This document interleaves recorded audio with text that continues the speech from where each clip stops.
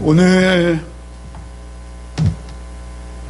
본문은 오늘 묵상 말씀입니다. 우리가 다 잘 아시는 말씀들이에요. 1절부터 17절까지가 본문이지만 다 읽지는 않았습니다. 그 내용은 우리가 대충 그러나 다시 기억할 필요가 있죠. 우리가 어제까지 묵상한 말씀에 의하면 유다의 그 두 번째 방문, 유다와 그 형제들의 두 번째 방문은 아주 대성공이었습니다. 첫 번째에서는 정탐꾼으로 오해를 받기도 하고, 그리고 또 도둑으로 몰리기도 하고, 참으로 어려움 중에 있었습니다만, 어제까지 우리가 살펴본 본문의 말씀에 등장하는 이스라엘은 형제들은 참으로 성공적이었어요. 대성공입니다. 어젯밤에 아주 흥겹고 화기애애한 잔치가 있었어요. 감히 총리의 집에서요. 그리고 그 어렵고 힘들기만 하고 두려운 총리가 말이죠, 입에 올리는 단어는 굉장히 평안과 은혜였어요. 아버지는 안녕하신가? 너희 아버지는 아직 생존해 계시느냐? 평안하시냐? 이 아이가 너희의 작은 동생이냐? 소자여, 아들아, 내게 은혜 베푸시기를, 하나님께서 내게 은혜 베푸시기를 원한다.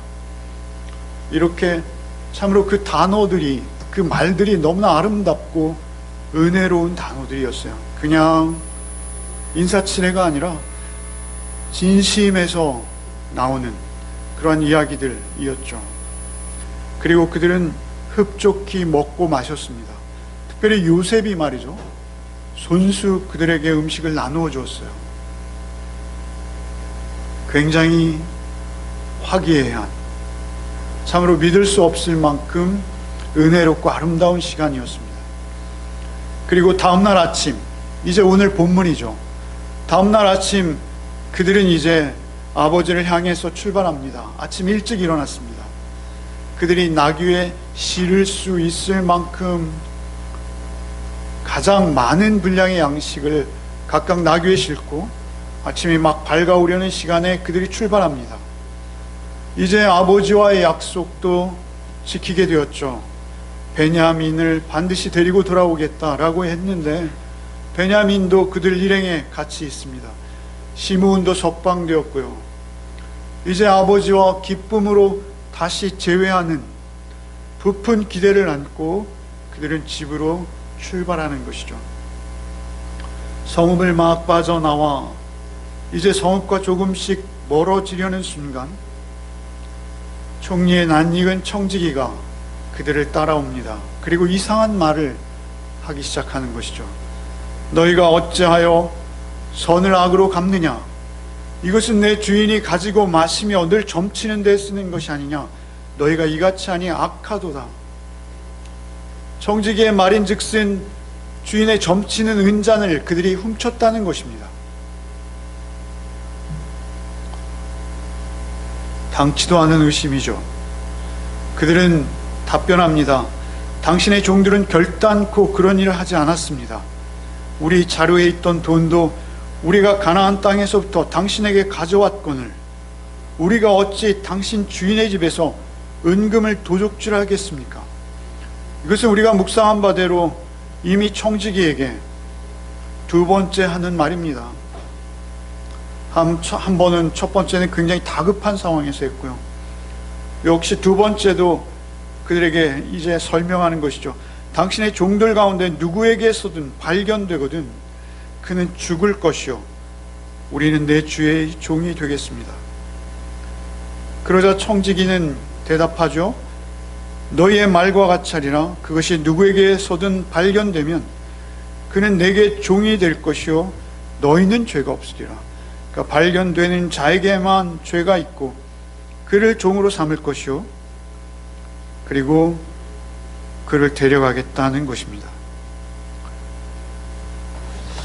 그러나 요셉의 청지기는 다 알고 있죠.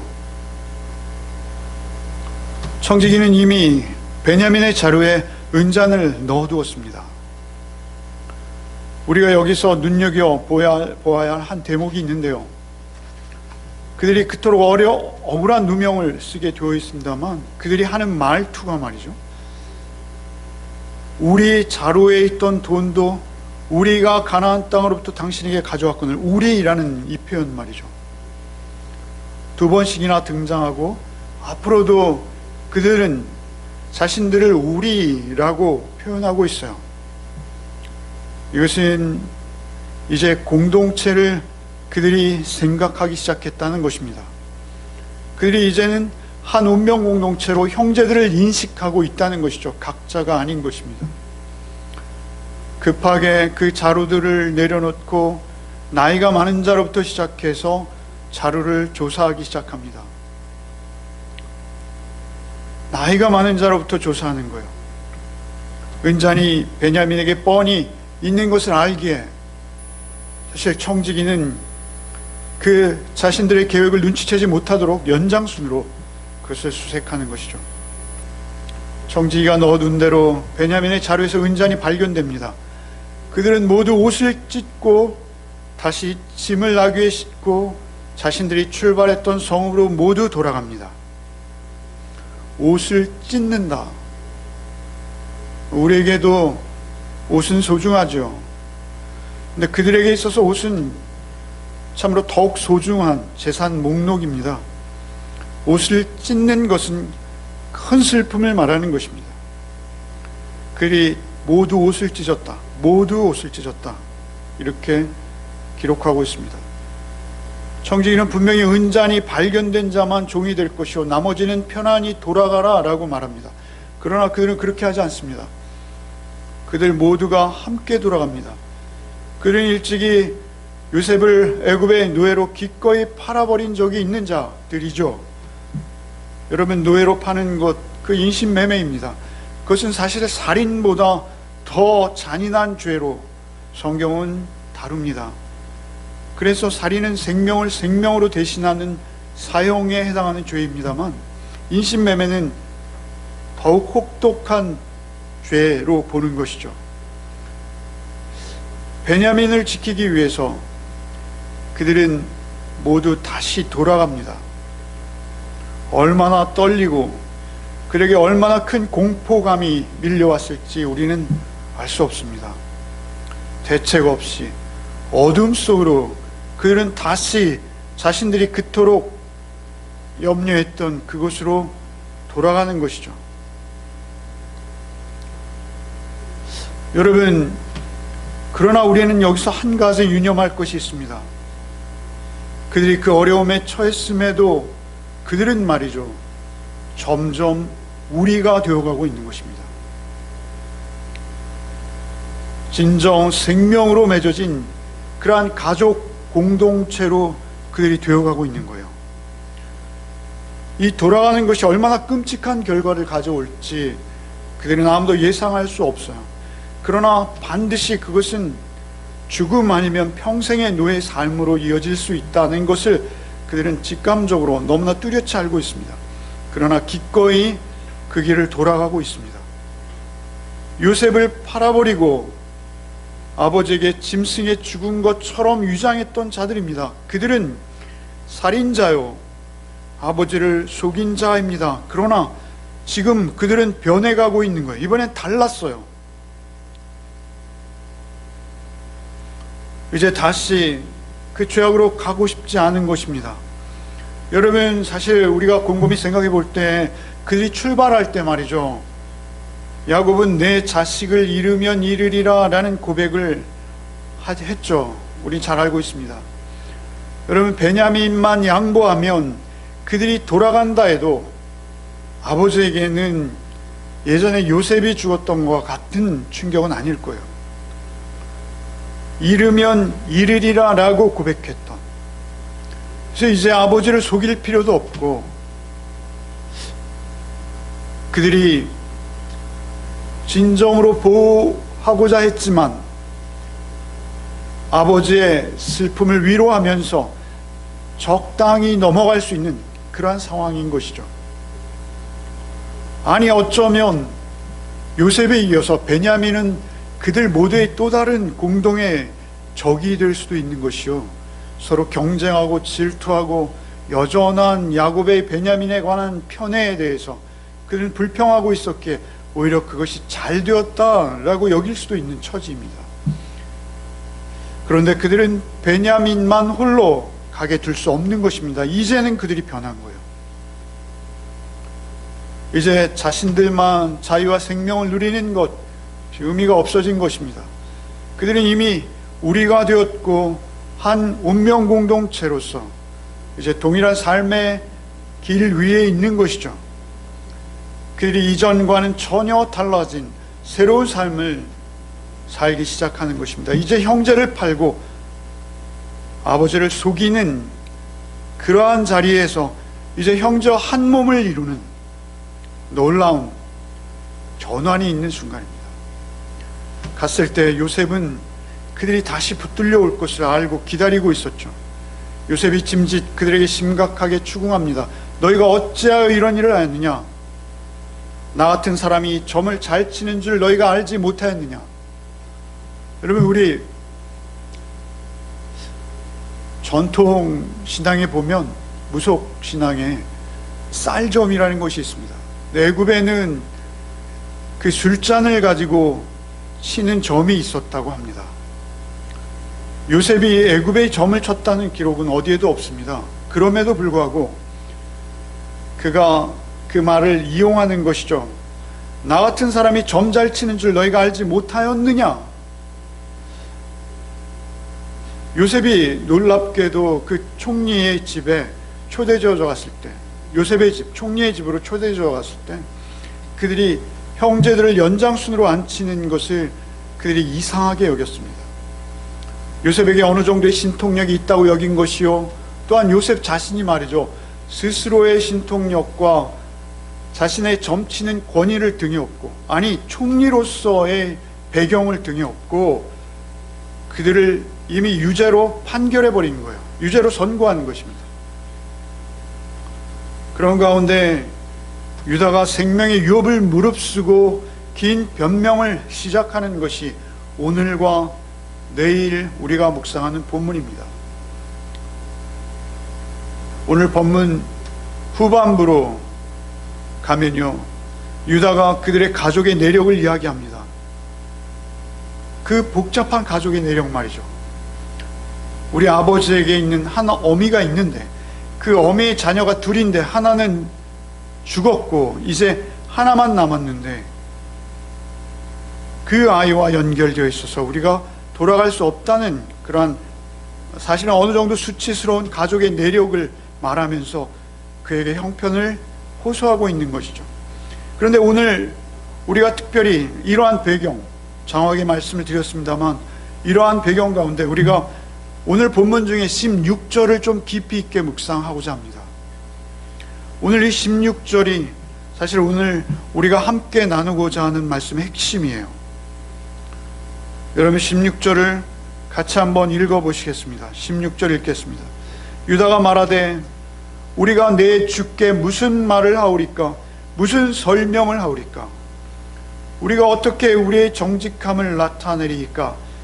하나님이 종들의 죄악을 찾아내셨으니 우리와 이 잔이 발견된 자가 다 주의 노예가 되겠나이다. 여러분, 이것은 굉장한 말입니다.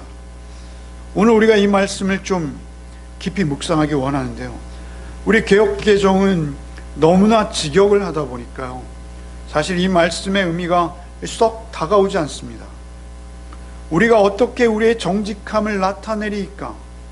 하나님의 종들의 죄악을 찾아내셨으니 우리와 이 잔이 발견된 자가 다 내 주의 노예가 되겠나이다. 뜻은 전해지는데요, 조금 생생하게 그들의 심정을 우리말로 표현한 번역이 있어요. 그것이 공동번역입니다.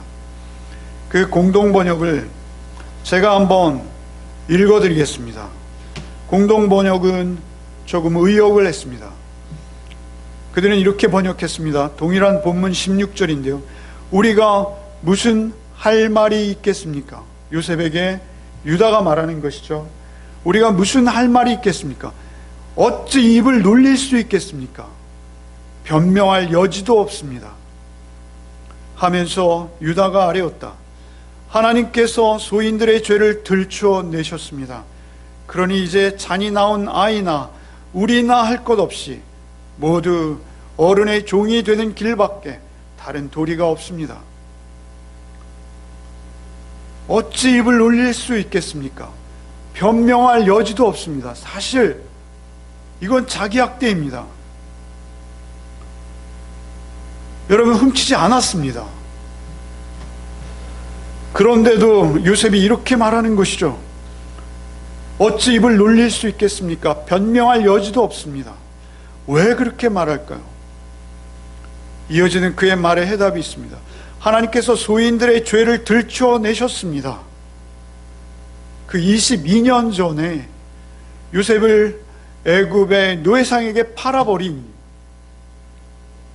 그 점에 대해서 그들은 늘 눌려오고 있었던 것이죠. 그리고 그것을 하나님께서 직접 드러내셨다라고 여기는 것이죠. 어찌 입을 놀릴 수 있겠습니까? 변명할 여지도 없습니다 라고 오히려 자기가 저지르지도 않은 그 죄에 대해서 그는 감당하겠다라는 것입니다. 그 모두가 노예가 되었다는 거예요. 그러자 요셉이 그들의 말에 답변합니다. 내가 결코 그리하지 아니하리라.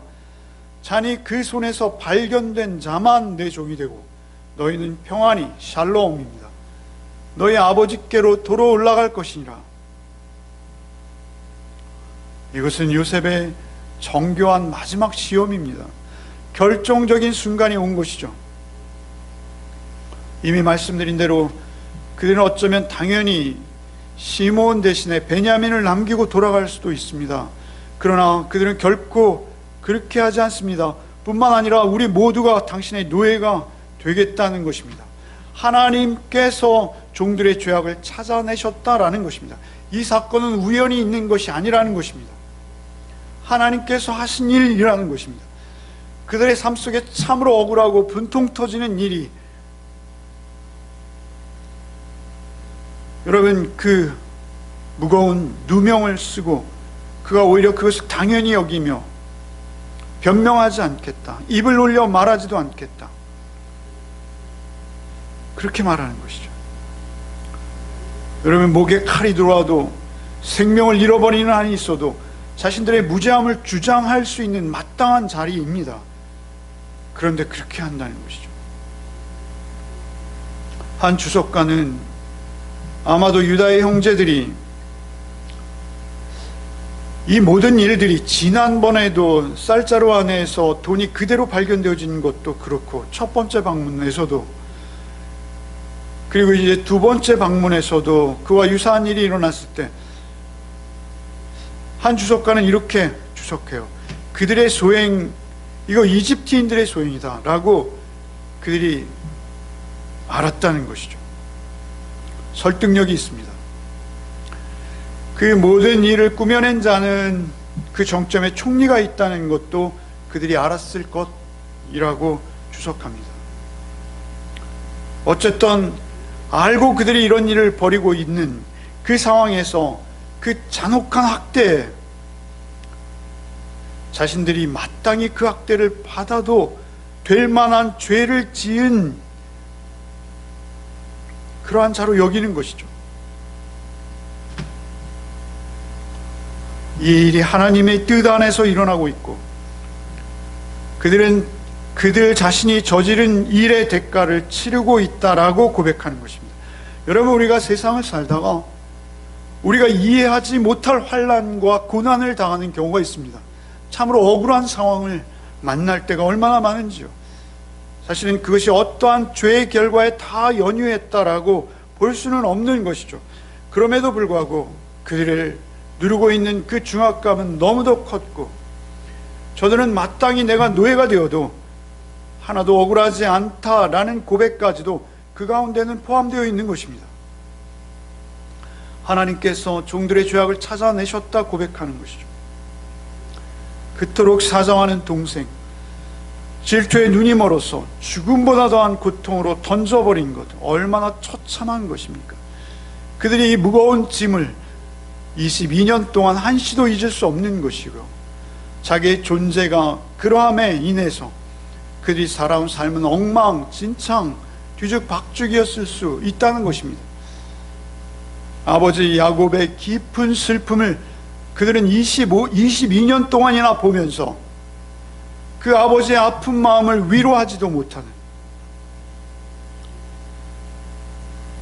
하나님께서 죄를 벌하시고 심판하지 않으실 수 없는 분이라는 것을 알고 있는 그들이기에 그들은 이제 하나님 앞에 서기 시작하는 것이죠.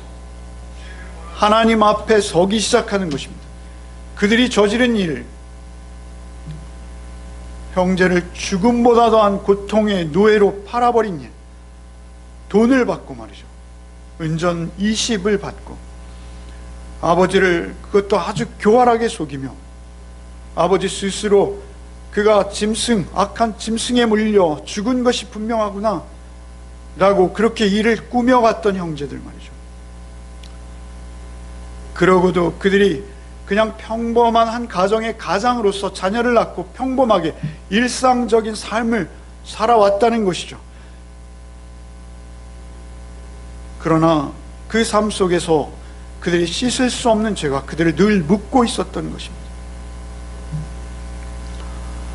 여러분, 우리 죄의 심각성은 말할 수 없는 것입니다. 나와 해당이 없는 일 같이 멀리 느껴지는 일이라 할지라도 여러분, 내 존재를 설명하는 것입니다. 크고 작은 죄들이 하나님 앞에서 예수의 보혈로 깨끗이 사함받고 없던 일이 되었지만 우리가 이 땅에 육체를 입고 사는 동안은 사실은 그 고통이 우리에게 완전히 해소되어지지는 않을 수 있다는 것이죠. 하나님의 심판대 앞에서는 확실한 면죄를 받았으나 우리의 심적 이런 눌림, 여러분, 특별히 우리가 하나님 앞에 있다는 것은 내가 어떠한 존재라는 것을 잊지 아니하고 하나님의 은혜만을 전적으로 의지하는 것입니다. 그러한 심령이 준비되어진 자에게 이러한 자원하는 심령, 무죄를 주장하는 것이 아니라 억울하다라고 비명을 지르는 것이 아니라 오히려 그의 자유를 위해서, 아니 그 죄를 대신해서 베냐민은 풀어주시고 내가 노예가 되겠습니다, 내가 당신의 종이 되겠습니다 라는 고백이 가능하다는 것이죠. 요셉 앞에 그들이 있지만 사실 그들은 하나님 앞에 있는 것입니다. 하나님 앞에서 절대절명의 위기, 그리고 하나님의 은혜만을 붙드는, 사실은 그때 그들에게 진정한 자유와 회복이 일어난다는 것이죠. 그것이 복음입니다. 오히려 이제 죄된 과거의 모습이 아니라 그토록 억울한 일을 당했음에도 베냐민을 대신해서 자신들이 모두 그 누명을 뒤집어 쓰고 평생 모두 기꺼이 노예의 삶을 살겠다는 고백. 여러분, 이러한 변화가 어떻게 인간에게 가능한 것일까요? 질투의 대상인 형제마저 죽이고 팔고 아버지를 속인 그들이 어떻게 이렇게 변할 수 있을까요? 여러분, 우리 인간은 말이죠, 인간의 존재는 날 때부터 우리 자신의 죄를 변호하는 악한 습성이 있습니다. 죄는 감추고자 하는 우리의 습성이 있습니다.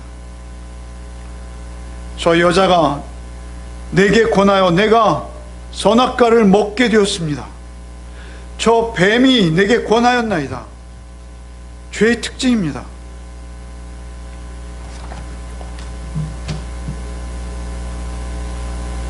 여러분, 그들은 그 22년 전에 그 사건을 잊지 못하고 있는 것이죠. 그런 상태에서 하나님 앞에 서는 것입니다.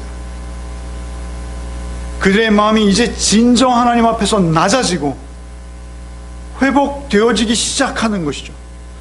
여러분, 복음은 우리의 존재를 변화시킵니다. 복음이 무엇입니까? 여러분, 이 사건은 복음의 사건이 그대로 그들에게 일어나는 모습이라 할 수 있습니다. 복음은 하나님의 은혜만을 구하고 하나님의 은혜 앞에 전적으로 나를 맡기는 것입니다. 복음은 하나님께서 우리를 만지시는 손길을 의식하며 하나님 앞에 내 존재의 무익함과 죄됨을 고백하며 나는 살인자요, 나는 인신매매자요, 형제를 팔고 아비를 속인 자입니다. 여러분, 유다는 말이죠, 지금 유다가 리더가 되었어요. 그리고 이 모든 복음의 상황에 깊이 개입하고 들어가는 유다는 말이죠, 우리가 지난 주일 말씀으로 나눈 것과 같이 며느리를 통해서도 자기 자신의 죄를 직면한 적이 있습니다. 그는 나보다 옳도다, 며느리를 향해서 그는 나보다 의롭도다 라고 선언했던 유다의 모습. 그런데 오늘은 훨씬 더 심각한 죄 앞에 직면하고 있는 것이죠. 이제 며느리를 창녀로 오인했던, 그래서 범죄했던 그 죄보다 더욱 심각한 죄, 자신의 피를 나눈 형제를, 아버지와 같은 형제를 미워했고, 그 미워했던 마음들이 커져서 끝내는 그를 노예상에게 팔아버렸던, 내가 얼마나 심각한 죄인지, 하나님의 심판을 피할 수 없는 자인지 알고 하나님 앞에 서서 그 은혜만을 구하는, 그게 복음입니다. 그런데 놀랍게도 그 복음은 우리의 존재를 뒤집어 버립니다. 하나님 앞에서 자신의 죄에 대해 직면하는 자가 얻는 놀라운 은혜가 있습니다. 하나님은 그렇게 자신의 죄를 적나라하게 직면하는 자를 하나님 홀로 두지 않으십니다. 그에게 은혜를 베푸신다라는 사실입니다. 여러분, 우리가 잘 알고 있듯이, 여러분, 그들이 떠나올 때 요셉이 그들에게 은혜 베풀기를 야곱이 기도하는 모습이 있죠. 그게 몇 절입니까?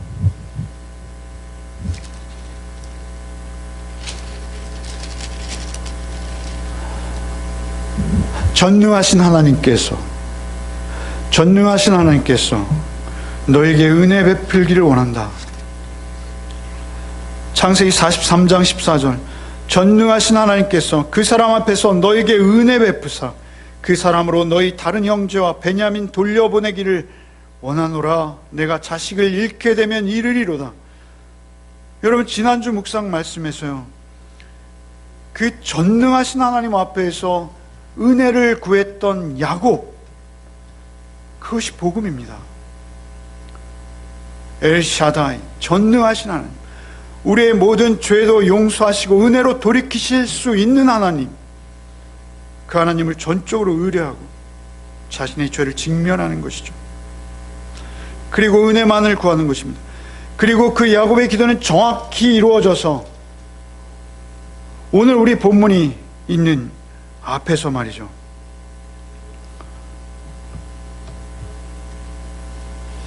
그 하루 전에 43장 29절에 보시면 요셉이 눈을 들어 자기 어머니의 아들 자기 동생 베냐민을 보고 이르되 너희가 내게 말하던 너희 작은 동생이 이 아이냐? 그가 또 이르되 소자여 하나님이 내게 은혜 베푸시기를 원하노라. 이 소자여는 아들이라고, 벤이라는 히브리어라고 말씀드렸어요. 여러분, 그 베냐민, 야곱이 그토록 싸고 돌며 자신의 분신처럼 아꼈던 그 베냐민이 말이죠, 애굽의 총리 요셉, 그의 입을 통해서 하나님께서 너에게 은혜 베푸시길 원한다라는 축복의 말을 듣고 있어요. 그것은 무엇이죠? 하나님의 은혜가, 전능하신 하나님의 은혜, 엘샤다이 하나님의 은혜가 그들을 능히 바꾸고 이러한 기적들을 이루어 간다는 거예요. 그래서 하나님 앞에 자신의 죄를 직면하는 자, 그는 말이죠, 타인을 볼 때 그리고 특별히 자기가 사랑하는 자기의 혈육을 볼 때 그것은 남이 아닙니다. 그것은 자신의 과거의 모습이요, 그리고 또한 자신의 전 존재를 다 들여서 사랑하고 품어내야 할 대상이 되어버리는 것이죠. 이것은 여러분 신비입니다. 신비. 여러분, 우리가 여러 번 말씀드린 것 같습니다만, 여러분 모세가 말이죠, 복음의 열매를 우리에게 보여줍니다. 그것은 출애굽기 32장 32절인데요 모세가 이스라엘이 범죄하고 하나님을 배반하자, 그리고 하나님이 이스라엘을 버리려고 하시자 모세가 이렇게 하나님께 기도합니다. 출애굽기 32장 30절, 그러나 이제 그들의 죄를 사하시옵소서. 그렇지 아니하시오면 원하건대 주께서 기록하신 책에서 내 이름을 지워버려 주옵소서. 내가 구원받지 못해도 좋사오니 주여 우리 동족들의 죄를 사하시고 우리 동족들에게 떠나지 마옵소서. 여러분, 수천 년이 지난 이후에 바울이 말이죠, 로마서 9장 3절에 모세와 똑같은 기도를 하고 있어요. 여러분, 로마서 9장 3절에 나의 형제 곧 고륙의 친척들을 위하여 내 자신이 저주를 받아 그리스도에게서 끊어질지라도 원하는 바로다. 자신의 동족 이스라엘이 구원받을 수만 있다면, 그리스도의 복음으로 그들이 거듭날 수만 있다면, 내가 나의 동족에서 끊어질지라도 하나님 나의 기도에 응답하소서라는 이 간절한, 여러분 사실 이것 자체가 모세가 열매가 되는 것이요, 바울이 하나님이 기뻐 받으실 만한 열매가 된 것입니다. 이것이 오늘 유다가 하는 고백과 유사한 고백인 것입니다. 그 은잔을 훔친 것은 내가 아니나 우리가 아니나 우리가 그 은잔을 훔친 것 같은 죄의 대가를 내가 대신 지불하겠나이다. 여러분, 이것이 복음을 깨우친 자, 하나님의 절절하신 사랑을 확인한 자들에게 나타나는 공통점입니다. 존재의 변화입니다. 자기 존재의 가벼움을 철저히 광야에서 40년 동안이나 경험했던 그 양을 치면서 모세는 하나님을 만나자, 하나님 앞에서 하나님을 경험하자, 여러분 이렇게 그 자신이 열매가 된 것입니다. 여러분, 바울 사도는 자기의 죄됨을 철저히 고백하고 그가 죄와 직면하고 자기 안에 거하는 죄악들, 내 안에 내가 원하는 대로 살지 못하게 하는 나의 죄된 본성들을 직면하면서 그는 하나님 앞에, 하나님의 성령 앞에 더욱 적극적이고 헌신적이고 열정적으로 나가는 것을 보는 것이죠. 여러분, 그 안에 하나님이 함께 하시는, 참으로 하나님의 사랑이 확인되어진 자, 하나님의 하나님 되심 앞에 섰던 자, 그들에게 공통된 모습. 여러분, 모세와 바울은 수천 년의 시간을 두고 있어요. 여러분, 그러나 그들의 모양이 어찌 이토록 닮아 있는지요. 여러분, 그것은 이들의 모형이 되신 분이 있기에 그렇습니다. 여러분, 이들의 모형이 되신 분이 누구이십니까? 마가복음 10장 45절에 인자가 온 것은 섬김을 받으려 함이 아니라 도리어 섬기려 하고 자기 목숨을 많은 사람의 대속물로 주려 함이라. 사람의 아들로 오셔서 누추한 우리, 아니 죄 많은 우리, 살인한 자요 간음한 자, 나 같은 누추한 자를 찾아오셔서 생명을 버리신 하나님의 아들, 그 아들을 믿는 믿음이, 그것이 복음입니다. 복음은 그렇게 능력입니다. 야곱은 분명히 거듭난 사람이죠. 여러분, 우리가 야곱의 생애를 쭉 묵상해 왔습니다만, 형 에서의 손을 피해서 외삼촌에게 갈 때 그는 빈들에서 홀로 잠든, 돌베개를 베고 잠든 그때 하나님을 뵀습니다. 그래서 새로워졌어요. 그런가 하면 그가 다시 그 목숨을 유지하기, 보존하기 위해서 형 에서의 손을 피했다가 이제 다시 형 에서에게 돌아오는 그 길에 외삼촌 라반에게 실컷 이용만 당하고 돌아오는 그 길에 형 에서를 만나기 위해서 야복강에서 목숨을 건 씨름을 하죠. 그때도 그는 하나님을 만났습니다. 찾아오신 하나님을 경험했습니다. 그러나 야곱이 진정 하나님 앞에서 완성되어지는 것은, 여러분, 사실은 우리가 어제 그제 묵상한 베냐민을 놓으면서 내가 자식을 잃으면 잃을 것이다 라는 고백. 여러분, 베냐민은요, 야곱의 존재 목적입니다. 베냐민은 야곱 자신에게는 생명의 근원입니다. 여러분, 그것은 자신의 생명보다 더 귀한 거예요. 여러분, 야곱은요, 어찌 보면 요셉보다 베냐민을 더 아끼고 있었을 거예요. 요셉은 장자였지만 이제는 죽어서 돌아올 수 없는 상태. 그리고 이제 베냐민은 둘째이지만 자기가 그토록 사랑했던 라헬의 유일한 자녀, 자기의 모든 재산과 자신의 모든 존재를 이어갈 그, 여러분, 후계자는 베냐민이라고 여겼을 것이죠. 여러분, 유다는 오늘 이 본문에 이어가는, 오늘 본문이 있는 이 장의 30절에 아버지의 생명과 아이의 생명이 하나로 묶여 있거늘 이렇게 말하죠. 내가 베냐민을 잃으면, 내가 요셉을 잃으면 내가 백발로 울며 수월로 내려가리라 라고 말했던 그 아버지의 생명과 아이의 생명이 하나로 묶여 있거늘 그 아이만은 돌려보내 주십시오. 여기서 아버지의 생명, 아이의 생명 할 때 이 생명은 우리가 잘 아는 히브리어 네페시입니다. 네페시, 영혼, 호흡, 이렇게 번역되는 단어예요. 그 아이의 영혼과 아이의 영혼이 하나로 묶여 있거늘.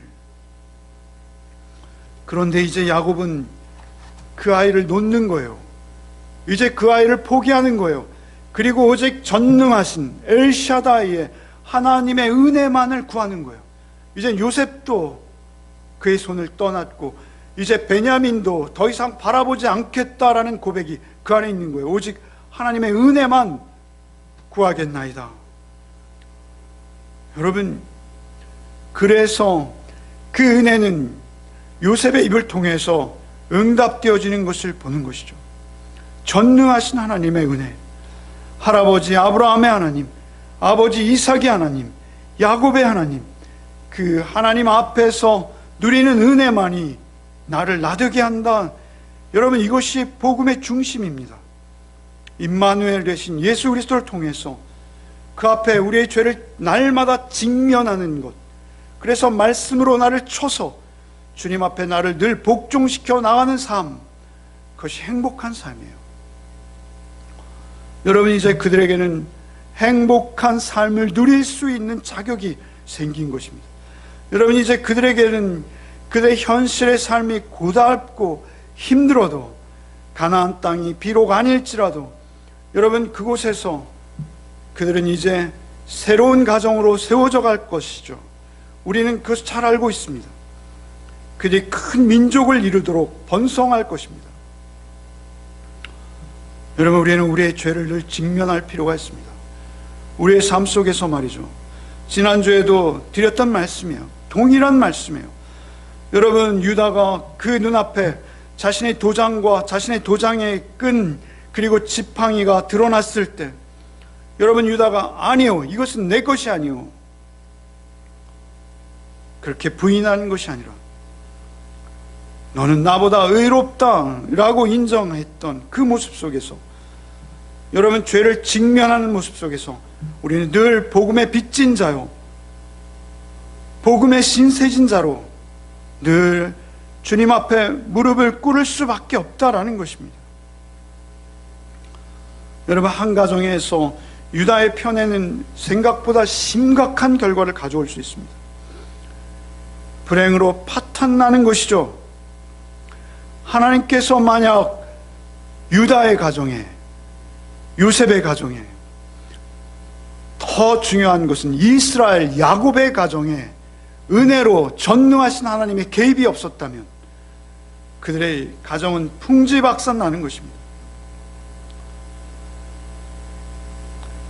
사실 어제 저는 본문이 갑자기 바뀌어버리는 바람에 집에서 설교 준비를 했습니다. 편안한 목장으로 집에서 홀로 노트북을 마주하고 실은 많이 고민했는데요. 그 깊은 시간에 어떤 가정에서 불화하는 소리가 들려왔어요. 싸우는 소리요.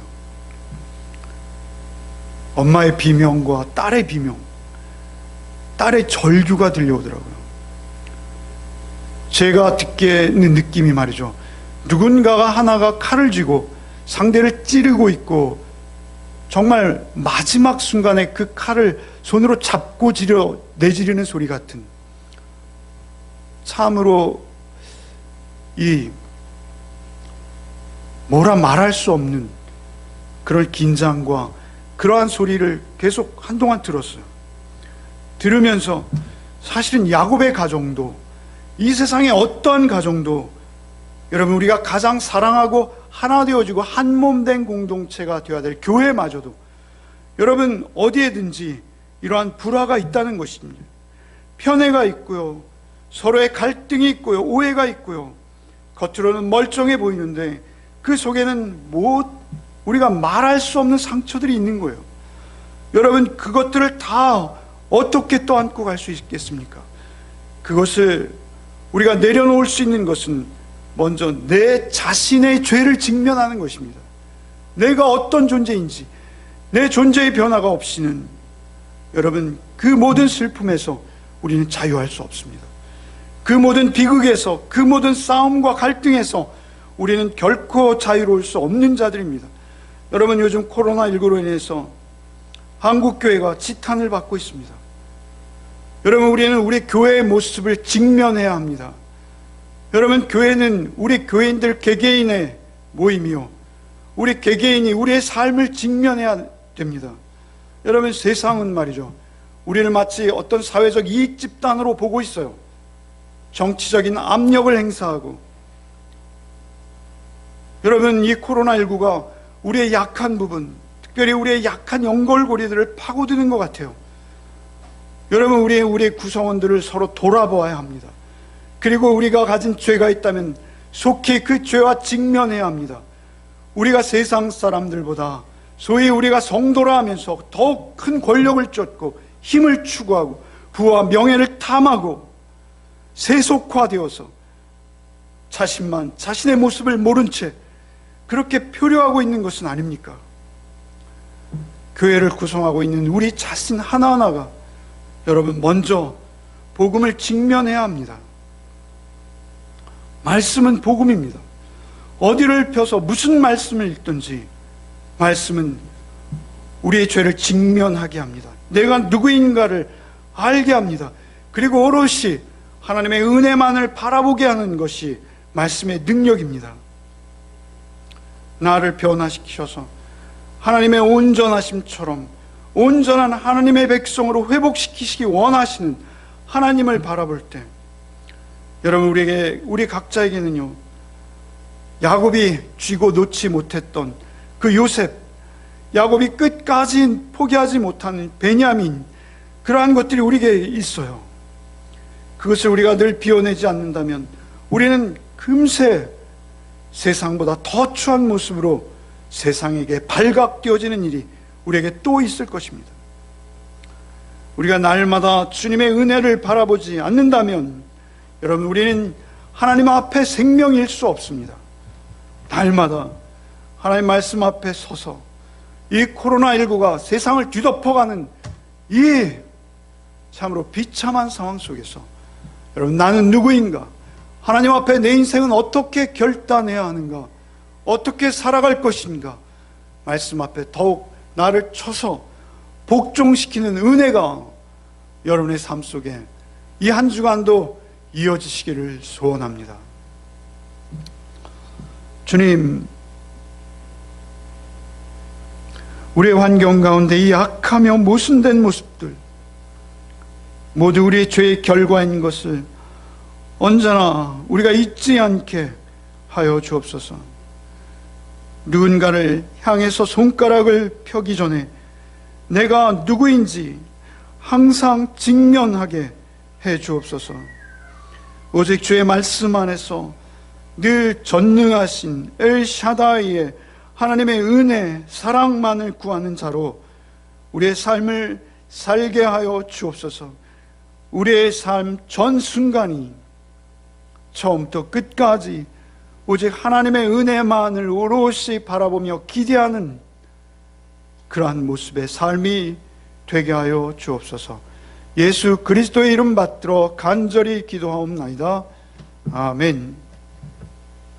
이제는 우리 구주 예수 그리스도의 은혜와 하나님의 독생 성자를 내어주신 하나님의 그 말로 다할 수 없는 사랑하심과 성령의 내주 교통 충만케 하시는 은혜가 오직 말씀만을 따라 말씀이 육신이 되어 우리 가운데 거하시는 예수 그리스도의 음성을 쫓아 한 주간의 삶 속에서도 오직 나의 죄를 직면하고 하나님의 은혜만을 구하기를 결단하는 우리 가족들 위해, 우리 열매 식구들 위해 이제부터 영원토록 함께 계실지어다.